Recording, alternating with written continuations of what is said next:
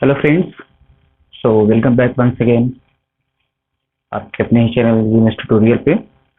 दोस्तों, विलेन में अभी तक हम लोगों ने बात किया था आपके कि किस तरीके से हम लोग ठोस की द्रव में विलेयता और गैस की द्रव में विलेयता की बात कर रहे थे। हेनरी लॉ की बात किया, उसके एप्लीकेशंस की बात किया। अब दोस्तों हम आगे बढ़ते हैं वाष्प दाब अर्थात vapour pressure. So what is the vapour pressure? वाष्प दाब क्या होता है?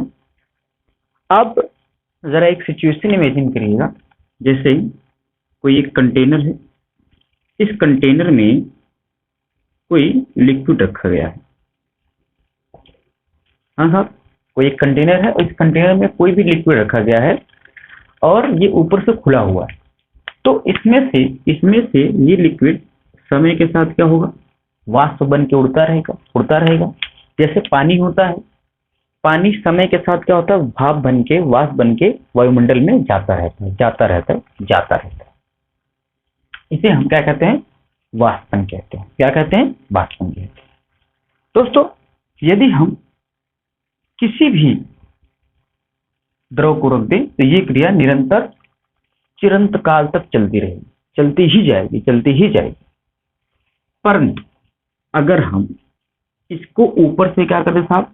ढक दें। हमने क्या किया? एक इस तरीके से हमारे पास बर्तन है, इसमें हमने क्या भरा हुआ है? द्रव भरा हुआ है और हमने इसको ऊपर से क्या कर दिया? कवर कर दिया। इसको हमने क्या कर दिया? ऊपर से कवर कर दिया है। अब यहां से जो वाष्प बनेगा ये ऊपर जाएगा, वाष्प बनेगा तो ऊपर जाएगा, लेकिन यहीं पे लड़ जाएगा, ये ऊपर नहीं जा पाएगा। वापस ये वाष्प कंडेंस होके, मतलब संघनित होकर वापस इस द्रव की सतह पर आएगा और इस द्रव की सतह पर क्या लगाएगा? दाब लगाएगा। क्या लगाएगा दोस्तों? दाब लगाएगा। इसी दाब को हम क्या कहेंगे? वाष्प दाब। और इन दोनों इस जो हमारा ये द्रव है, इससे वाष्प बनेगा और वाष्प से द्रव बनेगा। एक ऐसा समय आएगा कि वाष्प मतलब द्रव से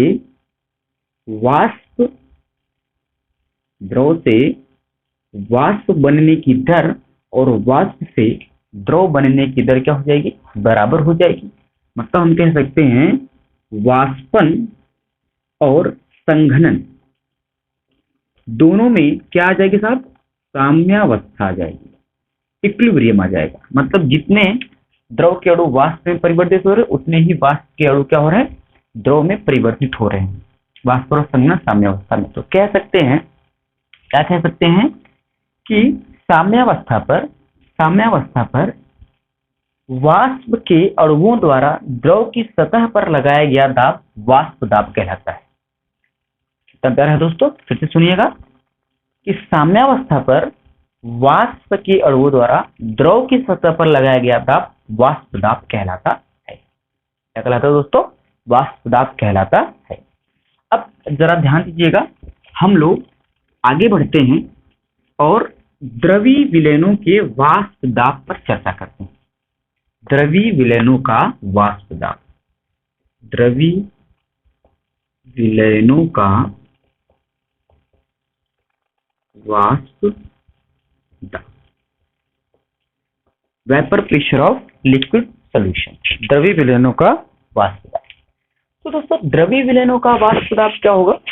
आप समझ सकते हैं कि जब कभी भी कोई द्रव में ठोस घोला जाए, अर्थात अगर द्रव विलायक है तो जो हमारा सोल्यूशन बनेगा वो कैसा बनेगा? द्रवीय बनेगा। आप फर्स्ट लेक्चर को याद करिए, अगर आपने उसको नहीं देखा है तो आप प्लेलिस्ट में जाके देख सकते हैं। जब कभी हम विलायक क्या लेंगे? द्रव लेंगे, उसमें ठोस डालेंगे तो हमारा द्रवीय विलयन बनेगा वो। अगर द्रव को द्रव में डालेंगे तो ऑब्वियसली द्रवीय विलयन बनना ही बनना है। तो द्रवीय विलयन दोस्तों किस तरीके से बन सकते हैं? दो तरीके। जब हम किसी ठोस को द्रव में घोले या द्रव को द्रव में,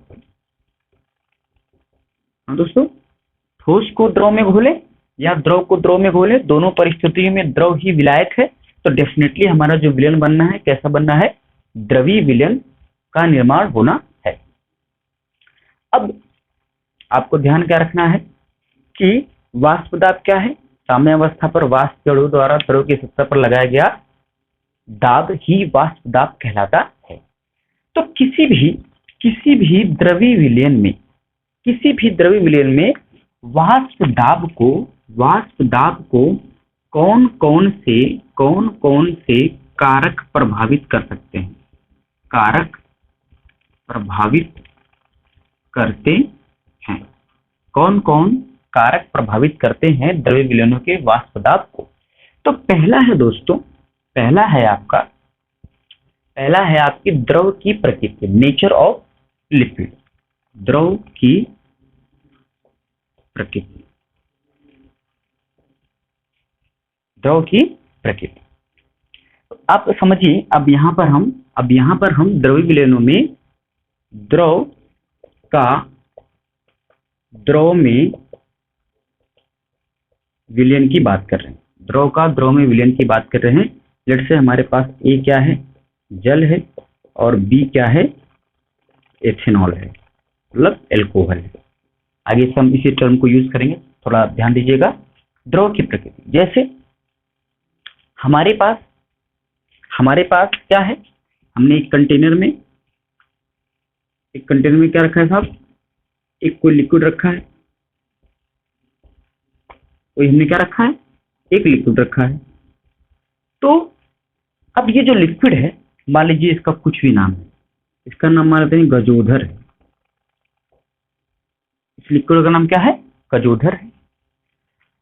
अब गजोधर जो है उसके बहुत सारे अणु इसमें, बहुत सारे मॉलिक्यूल हैं। तो गजोधर के सारे मॉलिक्यूल क्या है, एक दूसरे से जुड़े हुए हैं, मतलब कह सकते हैं दोस्तों ये अणु आपस में क्या है, कनेक्टेड। इसमें जितने भी अणु हैं वो एक दूसरे से क्या है, जुड़े हुए, कनेक्टेड हैं। यदि इन अणुओं में दुर्बल अंतरा आणविक बल होगा, ये दुर्बल अंतरा आणविक बल से जुड़े होंगे तो दोस्तों आसानी से वाष्प स्थिति में जा सकते हैं, परंतु गजोधर के अणु आपस में खूब मजबूती से जुड़े हुए हैं तो आसानी से नहीं जा सकते हैं। तो इसका मतलब उसका वाष्प होने की दर क्या हो जाएगी, कम हो जाएगी, उसका वाष्प दाब क्या होगा, कम होगा। लेकिन अगर वीकली जुड़े हुए हैं, कमजोर से जुड़े हुए हैं, तो आसानी से टूट जाएगा और टूट के वायुमंडल में चला जाए, वाष्पन हो जाएगा उसका। तो इसलिए दोस्तों हमारे पास जो ये एथेनॉल है या ईथर, आपने सुना होगा, ईथर बहुत ही जल्दी से उड़ जाता है। आपने देखो पेट्रोल बहुत जल्दी उड़ जाता है, पेट्रोल लें और पानी लें, दोनों को एक कटोरी में रख दे, एक कटोरी में इसको, एक कटोरी में इसको, तो आप देखेंगे पेट्रोल पहले उड़ जाएगा। क्यों? क्योंकि पेट्रोल के अणुओं के मध्य अंतरा आणविक बल क्या है साहब, कम है, और उसकी तुलना में जल के अणुओं के बीच अंतर आणविक बल क्या है, ज्यादा है, जिसके वजह से ये अंतर आणविक बल को तोड़ के जल्दी वाष्प में नहीं बदलता है, लेकिन ये बदल जाता है। तो कह सकते हैं कि जब द्रव के अणुओं के मध्य अंतरा आणविक बल क्या होगा, अधिक होगा, तो उनके वाष्प दाब क्या होंगे, कम होंगे, और जल्दी वह वाष्प में परिवर्तित नहीं होगा। तो वाष्प दाब को पहला फैक्टर द्रव की प्रकृति, नेचर ऑफ लिक्विड प्रभावित करता है कि अगर ऐसा लिक्विड है जिनके अणुओं के मध्य क्या है, आप कह सकते हैं उनके अणुओं के मध्य क्या है, अंतरा आणविक बल क्या है, ज्यादा काम कर रहा है, तो उनके वाष्प दाब क्या होंगे, कम होंगे, और जल्दी से वाष्पन में नहीं परिवर्तित होंगे। दोस्तों दूसरा फैक्टर है ताप का, अर्थात टेम्परेचर का। तो द्रवीय विलयनों में टेम्परेचर का क्या रोल है साहब? तो आपको मालूम ही है कि जब हम टेम्परेचर को बढ़ाएंगे, जब हम क्या करेंगे, नीचे से लुक्की लगाएंगे। आप ये समझो नीचे से हमने क्या कर दिया, यहाँ पे लुक्की लगाया, तो ये अणु गर्म होगा, ये अणु गर्म होगा, गर्म होगा, गर्म होगा, तो यहाँ पर सतह पे जो अणु होंगे वो क्या हो जाएंगे, उनकी गतिज ऊर्जा बढ़ जाएगी और यहाँ से आसानी से क्या होंगे, बाहर निकल जाएंगे। यहाँ से आसानी से क्या होंगे, ये बाहर निकल जाएंगे। तो आप कह सकते हो ताप बढ़ने के साथ साथ वाष्प दाब क्या होता है, बढ़ता है, क्योंकि वाष्पन की क्रिया क्या हो जाती है, आप तेज हो जाती है। वाष्पन की क्रिया क्या हो जाती है, तेज हो जाती है। अब इसी कहानी को और आगे बढ़ाते हैं और आपको लेके चलते हैं आगे। आगे दोस्तों यहाँ पे हम लोगों को एक चाचा हैं, इनका नाम है राउल्ट, उनका नियम भी पढ़ना है, तो वहां पे पहुंचेंगे। तो हम आगे के टॉपिक में बात करते हैं द्रव द्रव विलयन के वाष्प दाब। द्रव द्रव विलयन के वाष्प दाब। तो दोस्तों इसको समझने से पहले कुछ चीजें आपको जरूर समझनी चाहिए। वो क्या है, जैसे हमारे पास एक कंटेनर है जिसमें हमने विलायक और विलेय लिया हुआ है। दोनों क्या है, द्रव है, और दोनों क्या है साहब, वाष्पशील है।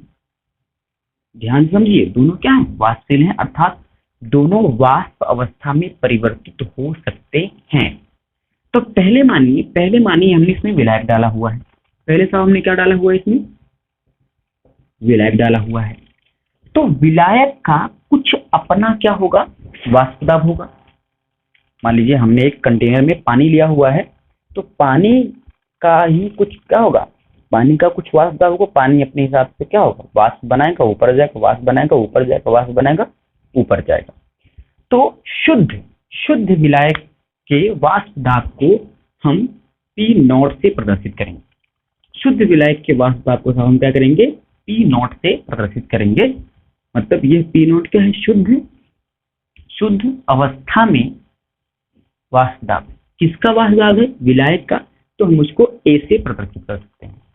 तो ये शुद्ध अवस्था में क्या है, इसका वाष्प दाब, शुद्ध अवस्था में वाष्प दाब है।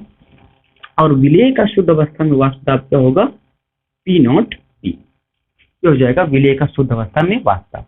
मतलब विलेय का भी अपना वाष्प दाब होगा। जब हम इसको अलग कंटेनर में रखेंगे तो ये भी वाष्प बना के उड़ता रहेगा, तो इसका हमने P0B लिया। और विलायक का भी कुछ होगा, इसका हमने P0A लिया। ठीक दोस्तों, अब देखिए हम क्या करेंगे, हमने इसमें क्या कर दिया, कुछ विलेय के अणु को भी डाल दिए।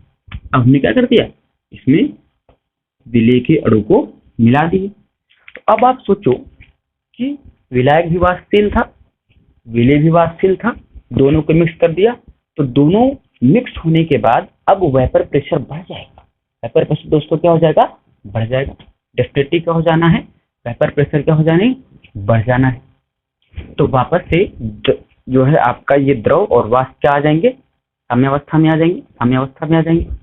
तो ये जो वेपर प्रेशर बढ़ जाएगा, तो इसका मतलब हम कह सकते हैं कि जो शुद्ध विलायक का वाष्प ये आपका वेपर प्रेशर था और ये शुद्ध विलेय का वेपर प्रेशर था, दोनों ऐड करना पड़ेगा। तो इससे रिलेटेड एक ला हम लोग पढ़ेंगे अभी आगे चल के। लेकिन आप जरा सोचिए कि हम एक स्थिति ऐसी लाते हैं दोस्तों, जहां पर हमने एक विलायक लिया, विलायक लिया और इसमें अवाष्पशील विलेय को घोल दिया। लेट से हमने चीनी या जो है नमक वगैरह को क्या कर दिया, सब घोल दिया। डोंट यू थिंक कि आप क्या सोचते हो कि इस अवाष्पशील विलेय को घोलने से विलयन का वाष्प दाब क्या हो जाएगा, कम हो जाएगा। क्यों? क्योंकि पहले क्या था दोस्तों, ये इसके ही अणु क्या थे, ऊपरी सतह पर थे और ये वाष्पीकृत हो रहे थे। लेकिन अब न वाष्प होने वाले विलेय के अणु भी कुछ मात्रा में क्या हो जाएंगे, सतह पर आ जाएंगे। और जितने तेजी से वाष्पीकृत शुद्ध विलायक हो रहा था, अब विलयन में वाष्पशीलता क्या हो जाएगी, कम हो जाएगी। तो दोस्तों दो स्थितियां हमारे पास बनेंगी, आगे हम इन्हीं पर चर्चा करेंगे। जब द्रव में घोला जाएगा, अर्थात द्रव के विलयन के वाष्प दाब में क्या होगा, दोनों के वाष्प दाब जुड़ जाएंगे। लेकिन जब ठोस को द्रव में घोलेंगे अर्थात अवाष्पशील विलेय को घोल देंगे, उस स्थिति में केवल विलायक का वाष्प दाब ही काम करेगा। विलेय वाला तो क्या हो जाएगा, विलेय तो वाष्पशील है ही नहीं, वो उड़ ही नहीं सकता है, और जब उड़ नहीं सकता है दोस्तों तो आपको ये क्या होगा, केवल और केवल विलायक पर ही वाष्प दाब का प्रभाव देखने के लिए मिलेगा। इसकी चर्चा हम कुछ समय बाद करेंगे, इसको लेके हम लोग आगे बढ़ते हैं। तो इससे संबंधित, इससे द्रव द्रव विलयन के वाष्प दाब से संबंधित एक साइंटिस्ट थे जिनका नाम था राउल्ट। राउल्ट लॉ हम लोग को पढ़ना है। राउल्ट साहब का 1886 में, सॉरी 1886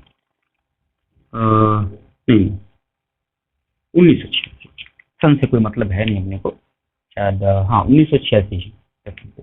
1986 में राउल्ट साहब ने कहा कि वाष्पशील द्रव के विलयन में, वाष्पशील द्रव के विलयन में, जैसे हमने मान लीजिए विलायक को क्या लिया है, पानी लिया है, और इसको क्या लिया है, एथेनॉल लिया है।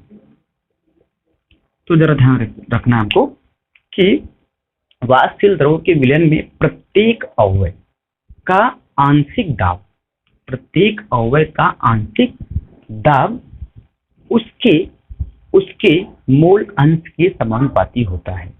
फिर से ध्यान से सुनिएगा दोस्तों कि वाष्पशील विलयन में प्रत्येक अवयव का आंशिक दाब उसके मोल प्रभाज या मोल अंश के समानुपाती होता है। तो जरा ध्यान देंगे हम लोग, जैसे विलयन में हमारे विलायक का जो आंशिक दाब है वो पी ए है। विलयन में जो विलायक का आंशिक दाब है वो क्या है, पी ए है। ये प्रोपोर्शनल है किसके, इसके मोल प्रभाज्य के। किसके मोल प्रभाज्य के, विलायक के मोल प्रभाज्य के। विलयन में विलेय का आंशिक दाब क्या है, पीबी है, और ये प्रोपोर्शनल है किसके, विलेय के मोल प्रभाज्य। यहां से समझेंगे हम लोग कि ये तो पी नॉट ए शुद्ध अवस्था में विलायक का क्या है, वाष्प दाब है, और ये शुद्ध अवस्था में विलेय का वाष्प दाब है। लेकिन यहां पर हमने क्या लिया है, अभी विलयन में इन दोनों को डाल दिया है। तो ये विलयन में राउल्ट साहब का क्या कहना है कि विलयन में किसी अवयव का आंशिक दाब उसके मूल प्रभाज्य के समानुपाती होता है। विलयन में किसी अवयव का आंशिक दाब उसके मूल प्रभाज्य के क्या होता है, समानुपाती होता है। तो दोस्तों इसको हम लोग लिख सकते हैं, इसको लिख सकते हैं P A is equal to P not A x ए।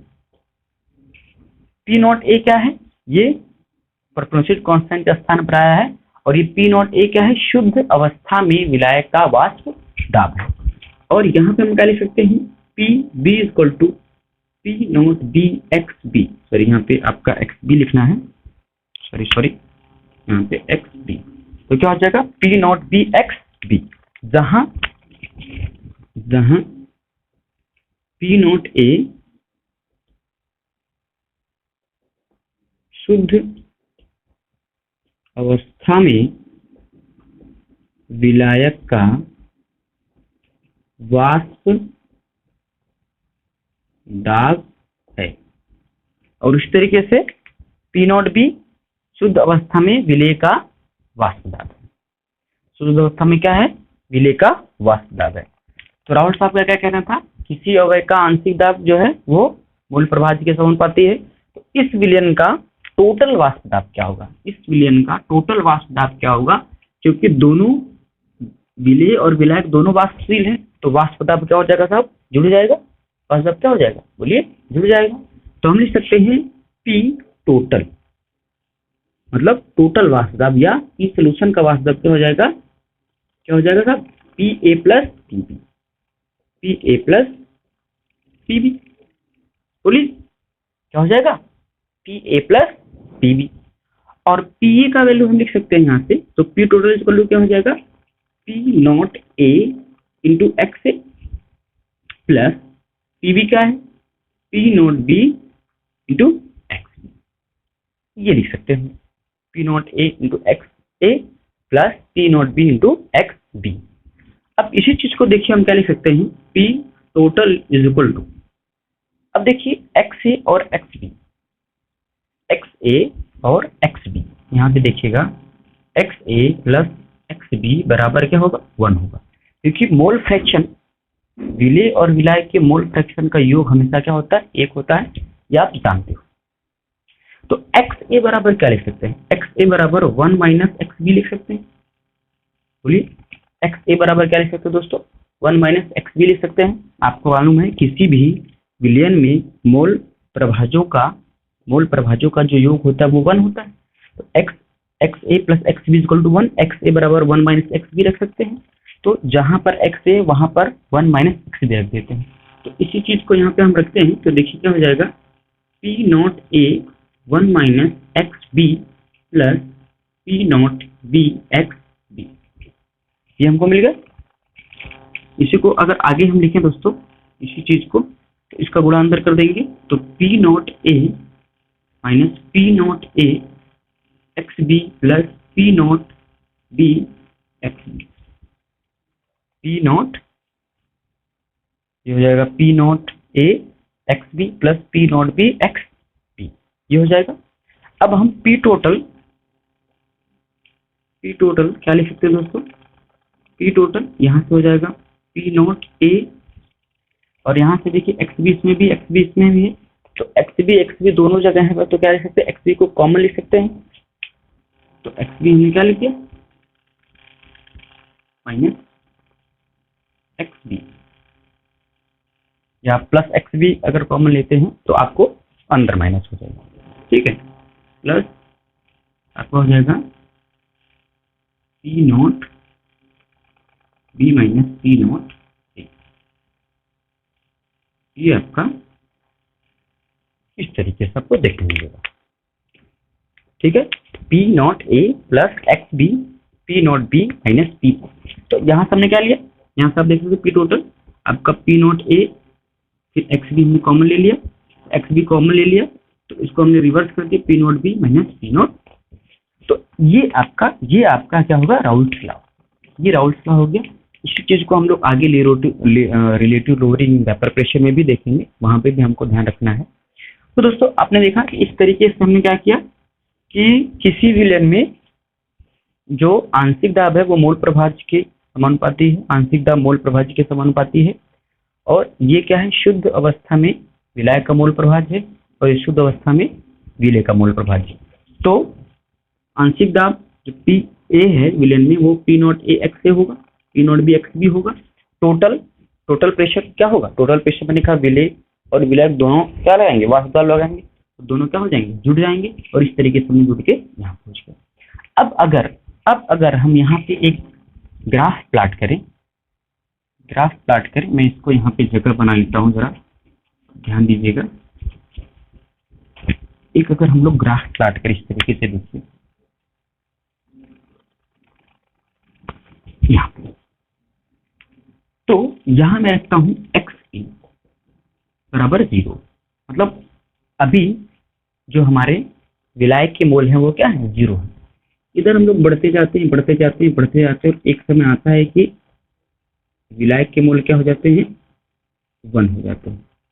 विलायक का मोल 1 होने का अर्थात मतलब क्या है, विलायक का मोल 1 होने का अर्थ यह है कि अभी हमारा विलेय एक भी % नहीं है, टोटल का टोटल क्या है, विलायक ही है, क्योंकि मोल फ्रैक्शन 1 आने का मतलब है कि खुद ही वो पूरे की पूरी मात्रा में मौजूद है।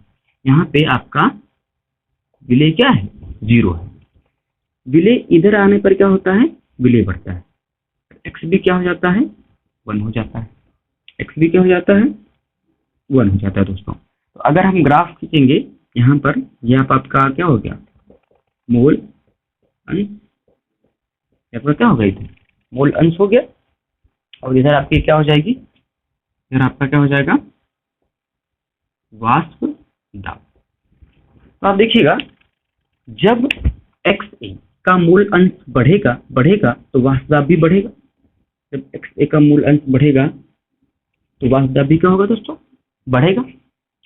उसी तरह से जब और यहाँ पर तो 0 था, लेकिन यहाँ पे जाके क्या हो गया मैक्सिमम, क्योंकि एक्स की वैल्यू क्या है 1 है, तो यहाँ पे मैक्सिमम हो गया। और एक्स बी की वैल्यू यहाँ पर 1 है, तो ये क्या हो जाएगा मैक्सिमम, और ये समय के साथ क्या हो जाएगा घट जाएगा,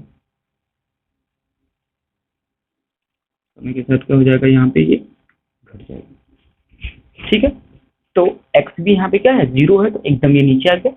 यहाँ पर एक्स बी का एक भी मोल नहीं है, यहाँ पर एक्स ए का एक भी मोल नहीं है।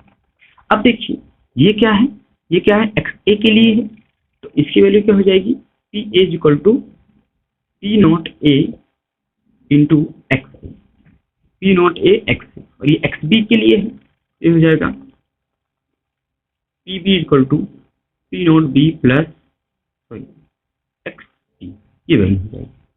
और इन दोनों लाइंस को हम क्या करेंगे, अगर मिला देंगे, इन दोनों लाइंस को हम मिला देंगे, तो ये हो जाएगा P total, P total, P total बराबर क्या हो जाएगा P not A x A plus P naught B x B, ये हो जाएगी पी टोटल की वैल्यू।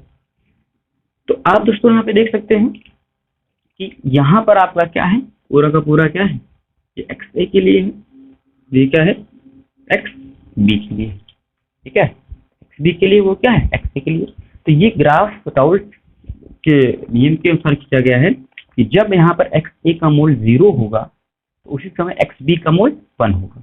जब यहाँ पर एक्स ए का मोल 1 होगा तो एक्स बी क्या होगा दोस्तों 0 होगा। तो इस तरीके से ग्राफ यहाँ पे नीचे जाएगा और ये इस तरीके से ग्राफ ऊपर जाएगा। इन दोनों को मिलाएंगे तो सोल्यूशन पूरे विलेम का अर्थात पूरे सोल्यूशन का हमको समझ जाएगा, वास्तव ग्राफ देखने के लिए मिल जाएगा। एक चीज आपको यहाँ पे और ध्यान देना है कि ये तो लिक्विड स्टेट में इनके क्या वेपर प्रेशर थे, वेपर प्रेशर क्या था लिक्विड स्टेट में, लेकिन जब ये वाष्प स्थिति में आएंगे तो वाष्प स्थिति में इनके मूल प्रभाजक को हम वाई ए और वाई बी मानते हैं। इनके मूल प्रभाजक को क्या मानते हैं वाई ए और वाई बी मानते हैं। तो इनका प्रेशर क्या हो जाएगा वाई ए एक्स ए, वाई ए। अब यहाँ पर ये क्या हो गया, यहाँ पर ये क्या हो गया आपका, यही तो क्या है मूल प्रभाज्य है, और इसी को हमने यहाँ पे इसको इसके साथ रखा है। यहाँ पे आपका क्या आ जाएगा टोटल प्रेशर आ जाएगा वाई ए ये पी। इसी तरीके से हम लोग पी बी को क्या कह सकते हैं वाई बी इंटू पी, जहाँ पी क्या है टोटल प्रेशर और पी क्या है विलायक का आंशिक दाब, विलायक का क्या है आंशिक दाब, ठीक है। वाई ए और ये पी है और वाई बी इंटू पी है, मतलब ये किसका है विलायक का मूल प्रभाज और ये क्या है विलेय का मूल प्रभाज।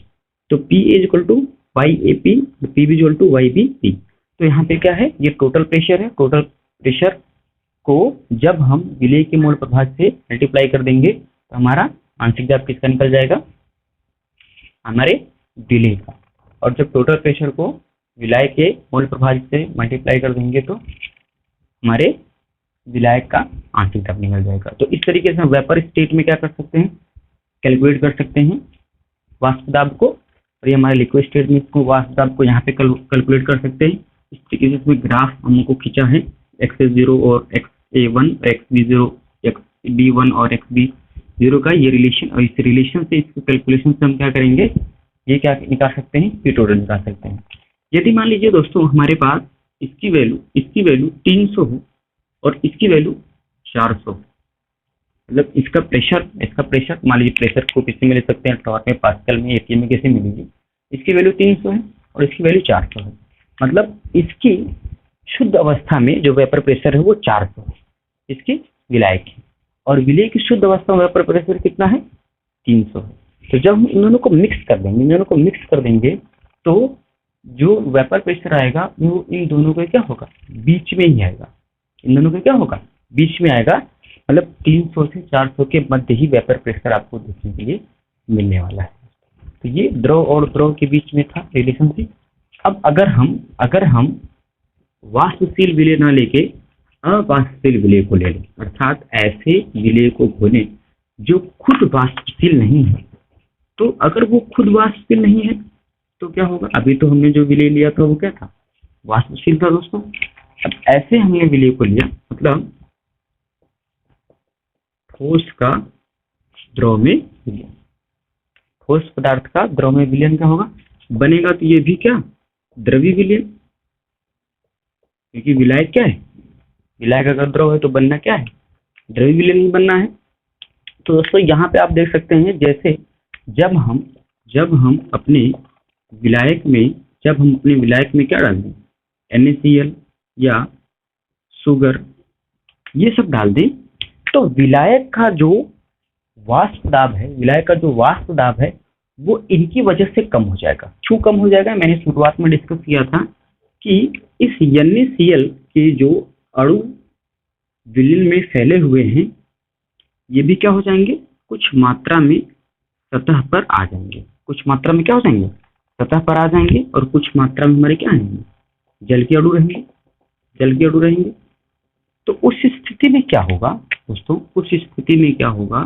जो विलयन का वाष्प दाब होगा वो क्या हो जाएगा, कम हो जाएगा, और केवल इस विलायक के कारण ही क्या होगा, वाष्प दाब हमको देखने के लिए मिलेगा, क्योंकि अब वाष्प प्रवस्था में जाने वाले अणुओं की संख्या में क्या आ गई है, कमी आ गई है। ठीक है, अब विलायक में घुली हुई ये जो विलेय है वो इसकी मात्रा पर ही निर्भर करेगा, इसके नेचर पर अर्थात प्रकृति पर निर्भर नहीं करेगा। जैसे हमने 5 लीटर जल में 1 kg NaCl डालें या 1 kg शुगर डालें, दोनों स्थिति में वाष्प दाब में कमी क्या होगी, बराबर होगी। चाहे हम 1 kg NaCl डालें, चाहे 1 kg क्या डाल दें, शुगर डाल दें, दोनों स्थितियों में क्या हो जाएगी, दोनों स्थितियों में जो वाष्प दाब में कमी होगी दोस्तों वो क्या हो जाएगी, बराबर ही हो जाएगी। तो यहाँ पर अगर उस तरीके से राउल्ट लॉ की तरफ से देखें तो हम क्या लिख सकते हैं, यहाँ पर तो केवल और केवल प्रेशर इसकी वजह से होगा, तो P टोटल बराबर क्या हो जाएगा, PA प्लस PB। ये दोस्तों हम लोगों ने सीखा, लेकिन यहाँ पर PB क्या है, PB तो 0, वहां पे तो विलेय भी वाष्पशील था, लेकिन यहाँ पर विलेय क्या है, अवाष्पशील है दोस्तों। तो क्या हो जाएगा, P total is equal to PA, तो P total is equal to क्या हो सकता है, P naught A into x. ये तो क्या हो जाएगा, 0 है, तो इसकी कोई वैल्यू ही नहीं होगी। ठीक है, तो इस तरीके से P टोटल जब अवाष्पशील विलेय होगा तो संपूर्ण जो वाष्प दाब होगा वो इसके साथ ही निर्भर करेगा, केवल और केवल विलायक के ऊपर ही निर्भर करने वाला है। और यहाँ पे अगर हम लोग ग्राफ खींचेंगे, यहाँ तो क्या मिलेगा आपको, सीधे तौर से आपको मिलने वाला है, यहाँ पे XA 0 है, यहाँ पे क्या है, XA 1 है, X भी तो ना यहाँ पर है और X भी तो ना यहाँ पर है, क्योंकि वाष्प स्थिति में X भी घुसेगा ही नहीं, क्योंकि वो क्या रहेगा, सतह पर ही रह जाएगा, ऊपर वो जाएगा नहीं। तो जब हम अवाष्पशील विलेय को किसी जो है जलीय विलायक में, आप कह सकते हैं किसी हम द्रवी विलायक में घोल देते हैं, तो उसका वाष्प दाब केवल विलायक के वाष्प दाब पर ही निर्भर करता है। दोस्तों हमने क्या देखा, द्रवी विलयनों के वाष्प दाब, वाष्प दाब क्या होता है मैंने आपको बताया, और 2 तरह से इसको डील किया गया। जब द्रव को द्रव में मिलाएं, अर्थात दोनों विलेय और विलायक वाष्पशील रहेंगे, दोनों को जुड़ जाएगा, और उसमें राउल्ट के नियम हम लोगों ने पढ़ा कि किसी अवयव का आंशिक दाब उसके मूल प्रभाज्य के समानुपाती होता है। और दूसरी सिचुएशन क्या बनी, जब किसी ठोस को अर्थात अवाष्पशील विलेय को हम क्या कर दें, घोल देंगे, तो केवल और केवल विलायक के वाष्प दाब ही पर ही विलयन का वाष्प दाब निर्भर करेगा।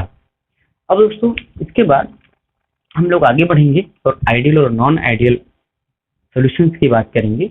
तो जो विलयन राउल्ट के नियम का पालन करेंगे उन्हें हम आइडियल सॉल्यूशन कहेंगे, और जो विलयन राउल्ट के नियम का पालन नहीं करेंगे उन्हें हम नॉन आइडियल सॉल्यूशन कहेंगे। सो मिलते हैं नेक्स्ट वीडियो में, till then bye bye, thank you.